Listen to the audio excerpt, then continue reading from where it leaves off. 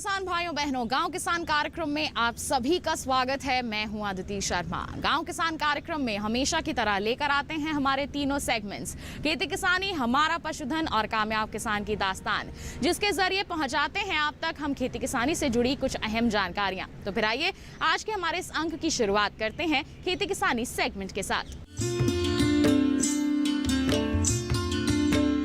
किसान भाइयों बहनों, कोरोना महामारी का दौर है और ऐसे में भी आप लोग निरंतर खेतों में कार्य कर रहे हैं ताकि खेती किसानी में उन्नति हो सके, देश में खाद्यान्न की आपूर्ति हो सके। और ऐसे में बता दें, हमारे जो कृषि वैज्ञानिक हैं वो भी निरंतर कार्यरत हैं ताकि अच्छी तरह से विकास हो सके कृषि के क्षेत्र में। तो क्या कुछ खास गतिविधियां हो रही हैं हमारे इस कृषि के क्षेत्र में, आइए जानते हैं इस सेगमेंट के जरिए।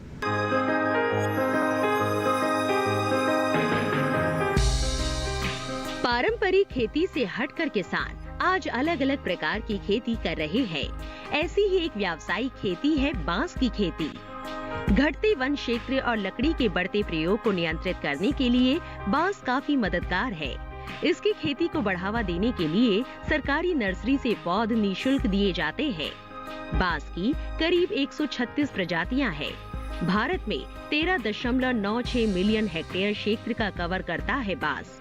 लेकिन व्यावसायिक रूप से खेती करने के लिए अलग अलग काम के लिए अलग अलग बांस की किस्में लगाई जाती है, लेकिन उनमें से 10 तरह की किस्मों का इस्तेमाल सबसे ज्यादा होता है। केंद्र सरकार की मंशा किसानों को बांस के उत्पादन के लिए प्रेरित करके बांस के सामान और बांस के निर्यात को बढ़ावा देना है। दुनिया में बांस उत्पादन में अग्रणी होने के बावजूद भारत का निर्यात ना के बराबर है।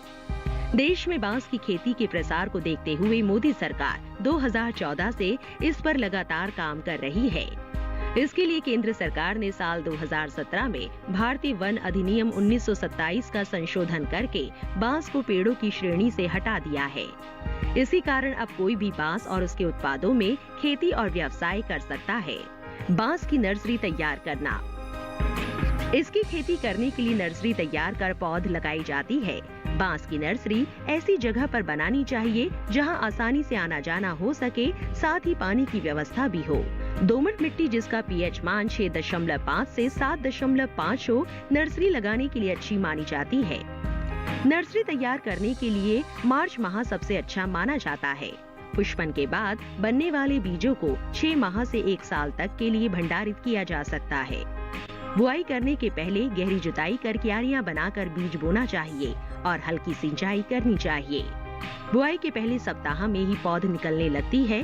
पौधे जब कुछ बड़े हो जाए, जब इनकी रुपाई करनी चाहिए। इसके अलावा गैर पारंपरिक तरीकों से भी बांस की खेती की जाती है, जिसमें जड़ को काट कर लगाना, कलम कटिंग से पौध तैयार करना, शाखाओं की कटिंग लगाना भी शामिल है। बांस लगातार मुनाफा देने वाली फसल है। इसे खेतों में उगाकर कृषि से अधिक पैसा कमाया जा सकता है। 1 हेक्टेयर के खेत में 625 पौधे 4 से 4 मीटर की दूरी पर उगाकर 5वें वर्ष से 3125 बांस हर साल लिए जा सकते हैं। वहीं किसान 8वें साल से 6250 बांस प्रति हेक्टेयर उपज ले सकते हैं और इसे बेचकर किसान 5 से 7 लाख रुपए प्रति हेक्टेयर मुनाफा कमा सकते हैं। किसान दोहरे मुनाफे के लिए बांस के साथ अन्य कृषि फसलों को भी लगा सकते हैं। बांस के साथ अदरक, हल्दी, आम हल्दी या सफेद मूसली या इसी तरह की अन्य फसलें उगाकर 20 से 50 हजार रुपए प्रति हेक्टेयर अतिरिक्त कमा सकते हैं। बांस को उगाने के लिए किसी भी प्रकार के उर्वरक की जरूरत नहीं होती। इसके अलावा किसी भी प्रकार के कीटनाशक की जरूरत नहीं होती। इसके अलावा बांस का पौधा भूमि संरक्षण का भी कार्य करता है। ये भूमि के कटाव को रोकता है। एक बार पौधा स्थायी हो जाए तो ये तब तक नहीं मरता जब तक ये अपनी पूरी आयु ना कर ले। वैसे बांस की आयु 32 से 48 वर्ष मानी जाती है। बांस अन्य पौधों की तुलना में पर्यावरण की अधिक रक्षा करता है। ये वायुमंडल से 66% अधिक कार्बन डाइऑक्साइड सोखता है और बदले में 66% अधिक ऑक्सीजन छोड़ता है। इस तरह से देखा जाए तो बांस जितना किसानों के लिए लाभप्रद है, उससे कहीं ज्यादा पर्यावरण के लिए।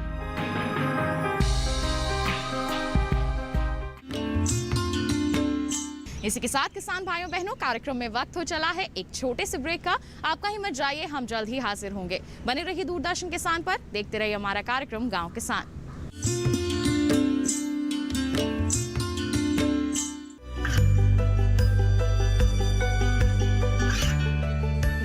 और पिछड़े क्षेत्रों में सरकारी योजनाओं की जानकारी पहुंचा।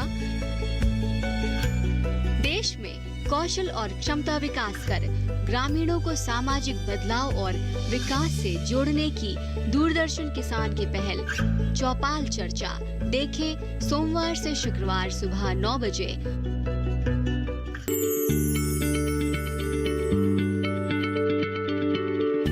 क्या आप किसी बीमारी से परेशान हैं? चाहते हैं डॉक्टर की सलाह? तो हम हैं आपके साथ। बताएंगे आपको जीने की राह।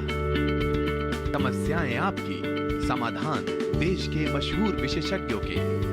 घर बैठे बात करें देश के जाने माने डॉक्टरों से। हमारे लाइव प्रोग्राम स्वस्थ किसान में हर शनिवार शाम 6 बजे से 7 बजे तक। खुशहाल होंगे खेत, पशु रहेंगे स्वस्थ, सरकारी स्कीम का होगा लाभ। जब एक्सपर्ट्स का मिलेगा साथ, आपके सवाल विशेषज्ञों के जवाब, सिर्फ एक फोन कॉल की दूरी पर। देखिए किसानों का अपना प्रोग्राम हेलो किसान, सोमवार से शुक्रवार शाम 6 बजे से सिर्फ दूरदर्शन किसान पर।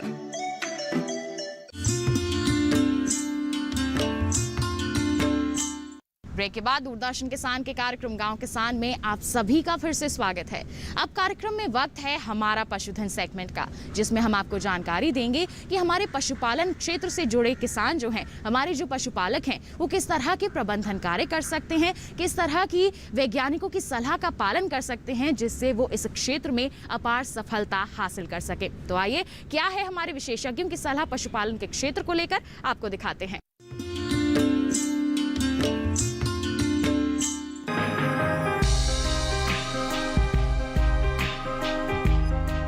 भारत में पशुपालन में बकरी पालन एक ऐसा व्यवसाय है जिसे छोटे और सीमांत किसान आसानी से कर सकते हैं। इस व्यवसाय को कम स्थान, कम खर्च और सीमित देखभाल करके भी मुनाफा कमाया जा सकता है। बीते 5 सालों में बकरियों की संख्या में भी इजाफा देखा गया है। हर 5 साल में होने वाली पशुगणना के आंकड़ों पर नजर डालें तो 2012 की तुलना में पशुधन में 4.6% की वृद्धि हुई है। 2012 में पशुधन की आबादी 51 करोड़ 20 लाख थी, जो 2019 में 53 करोड़ 57 लाख 80 हजार हो गई है। कुल पशुधन में बकरियों की हिस्सेदारी 27.8% है। मतलब बकरियों की संख्या में 10% का इजाफा होकर 14.9% हो गया है। ये आंकड़े बताते हैं कि पशुपालक बकरी पालन में दिलचस्पी ले रहे हैं, और हो भी क्यों ना, ये कम खर्चीला और ज्यादा मुनाफा देने वाला व्यवसाय जो है। बकरी एक बहुउपयोगी पशु है।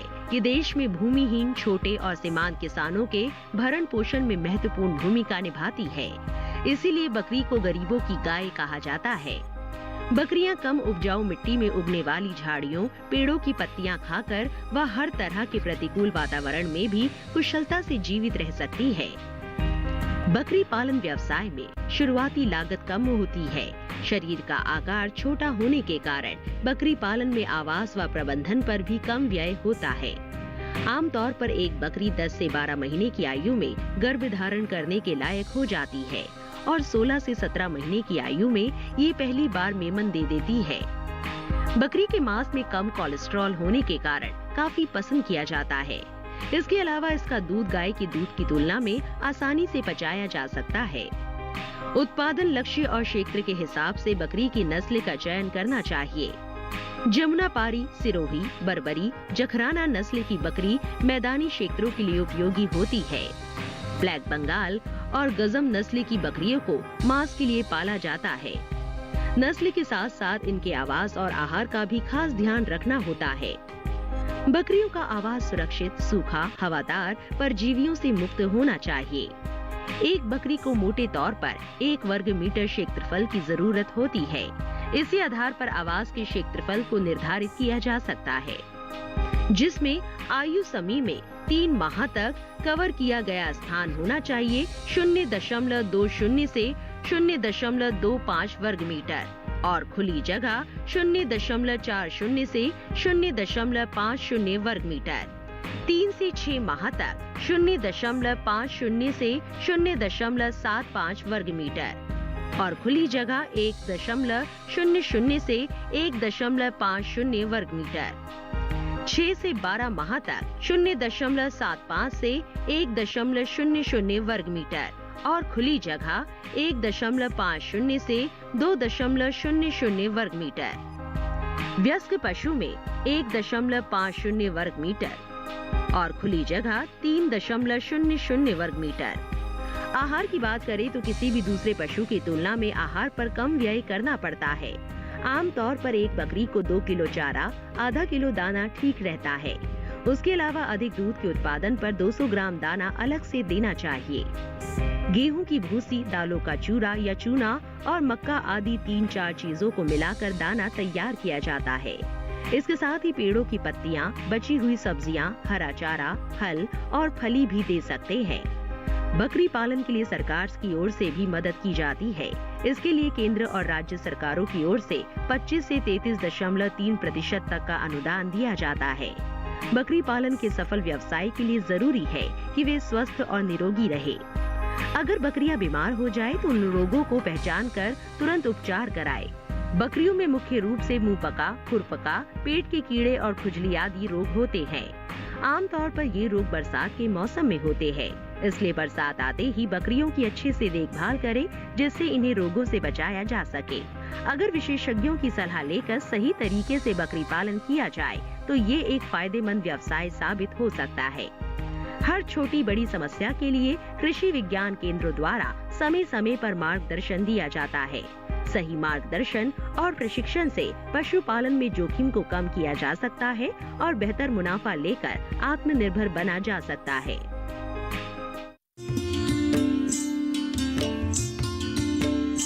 अब कार्यक्रम में किसान भाइयों बहनों वक्त हो चला है पशुपालक कैलेंडर पर नजर डालने का। तो इस वर्तमान समय में किस तरह के प्रबंधन कार्य आप कर सकते हैं जिससे आपके पशुओं का स्वास्थ्य बेहतर बना रहे, आइए जानें और नजर डालें इस माह के पशुपालक कैलेंडर पर। जुलाई माह का पशु कैलेंडर 2021। जुलाई माह में ध्यान देने वाली बातें। इस माह में वर्षा ऋतु आने की संभावना रहती है, अतः पशु परिसर को सूखा एवं साफ रखना चाहिए तथा गर्मी एवं नमी जनित रोगों से पशुओं को बचाना चाहिए। खुरपका, मुहपका यानी FMD, गला घोंटू यानी HS, लंगड़ा बुखार या कृष्ण जंघा यानी BQ, इंटेरोटॉक्सीमिया रोग के टीके यदि नहीं लगाए गए हों तो अब अवश्य लगवा दें। इस माह में भैंसों का ब्यान शुरू हो जाता है, अतः प्रजनन संबंधी सावधानी के साथ नवजात की सुरक्षा हेतु पूरी जानकारी प्राप्त होनी चाहिए। जैसे पैदा होने के साथ बच्चे के नाल को 1.3 से 2 इंच पर धागे से बांधकर एवं नए ब्लेड से काटकर टिंचर आयोडीन लगाना चाहिए। इसके साथ किसान भाइयों बहनों कार्यक्रम में वक्त हो चला है एक और छोटे से ब्रेक का। आप कहीं मत जाइए, हम जल्द ही हाजिर होंगे। बने रहिए दूरदर्शन किसान पर, देखते रहिए हमारा कार्यक्रम गांव किसान।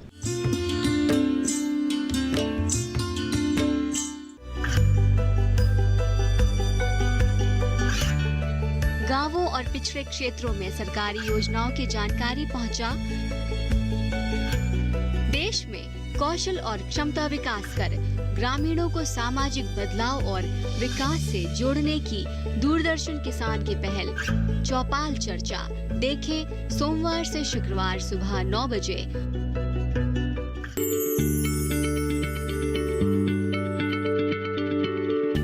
क्या आप किसी बीमारी से परेशान हैं? चाहते हैं डॉक्टर की सलाह? तो हम हैं आपके साथ, बताएंगे आपको जीने की राह। समस्याएं आपकी, समाधान देश के मशहूर विशेषज्ञों के। घर बैठे बात करें देश के जाने माने डॉक्टरों से। हमारे लाइव प्रोग्राम स्वस्थ किसान में हर शनिवार शाम 6 बजे से 7 बजे तक। खुशहाल होंगे खेत, पशु रहेंगे स्वस्थ, सरकारी स्कीम का होगा लाभ, जब एक्सपर्ट्स का मिलेगा साथ, आपके सवाल विशेषज्ञों के जवाब, सिर्फ एक फोन कॉल की दूरी पर। देखिए किसानों का अपना प्रोग्राम हेलो किसान, सोमवार से शुक्रवार शाम 6 बजे से सिर्फ दूरदर्शन किसान पर।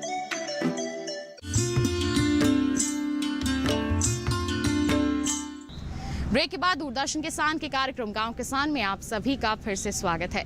अब कार्यक्रम में वक्त है कामयाब किसान की दास्तान का, यानी कि मुलाकात करने का हमारे सफल किसान से। जी हाँ, इन्होंने कड़ी मेहनत से ये स्थान हासिल किया है, ये मुकाम हासिल किया है। तो आइए मुलाकात करते हैं इनसे, जानते हैं कैसी है इनकी सफलता की कहानी।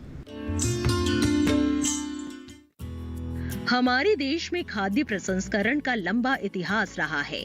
पुराने समय से हमारे देश की महिलाएं खाद्य सामग्री को संरक्षित करती आ रही है, जो विपरीत समय में खाद्य पदार्थों की पूर्ति करने के काम आता रहा है।